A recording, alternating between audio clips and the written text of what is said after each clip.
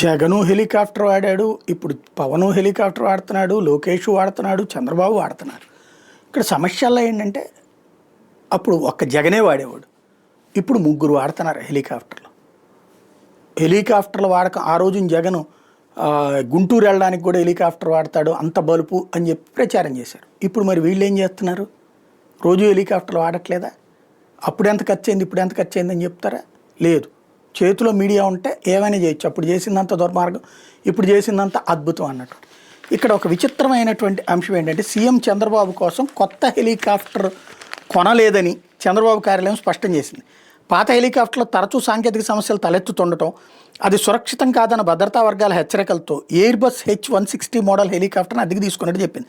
కొత్తది కొన్నారంటూ సామాజిక మాధ్యమాల్లో కొందరు చేస్తున్న తప్పుడు ప్రచారాన్ని ఖండించింది. అలాంటి ప్రచారాలతో ప్రభుత్వానికి చెడ్డ పేరు తేవాలని కుట్రపూరితంగా ఎవరిస్తున్నారో వాళ్ళ మీద కేసులు పెడతామని హెచ్చరించింది. బెల్ కంపెనీకి చెందిన హెలికాప్టర్ని సీఎం సహా వీవీఐపీల కోసం అద్దె ప్రాతిపదికన ఎన్నాళ్ళు రాష్ట్ర ప్రభుత్వం వినియోగిస్తోంది. ఇటీవల సీఎం కేంద్ర మంత్రి పీయూష్ గోయల్ పర్యటనలో హెలికాప్టర్లో సాంకేతిక సమస్యలు తలెత్తినాయి.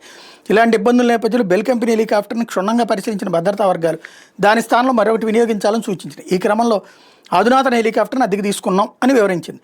కొత్తగా అద్దెకు తీసుకున్న హెలికాప్టర్లు అమరావతి నుంచి నేరుగా శ్రీకాకుళం, చిత్తూరు వరకు ప్రయాణించవచ్చు. దీంతో కాన్వాయ్ విమాన ఖర్చులు తగ్గుతాయి. కాన్వాయ్ది విమాన ఖర్చులు తగ్గుతాయి. మొత్తం ప్రయాణ ఖర్చులు 70% మేర ఆదా అవుతుందని సీఎం కార్యాలయం వెల్లడించింది. అంటే కాన్వాయ్ లేకుండా అక్కడ ఏమన్నా నడిచి వెళ్తారా ఏంది?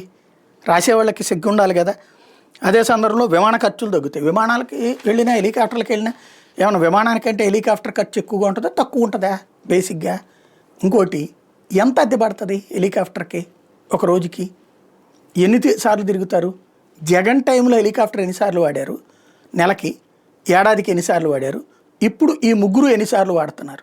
ఈ ఒక్క డేటా ఇవ్వండి, లెక్క తెలిసిపోతుంది కదా. అద్దెకి తీసుకున్నారు అంతే. అంటే మరి ఇదివరకు కూడా అద్దెకే కదా జగన్. ఆయన ఏమైనా కొనుక్కున్నాడా? ఇంటికి పట్టుకుపోయాడా? రిషికొండ ప్యాలెస్ ఆయన సొంతం అన్నారు. ఇప్పుడు వచ్చేటప్పటికి అది టూరిజం ఉందంటారు. ఇదివరకు ఆయన సొంతానికి వాడుకోబోతున్నారు, అందుకు కట్టించుకున్నాడు అన్నారు. దుష్ప్రచారాలు చేసేది మనమే.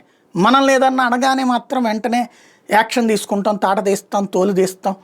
ఇట్లాగా ఎందుకు ఈ బెదిరింపులు అనేదే అర్థం కాదు.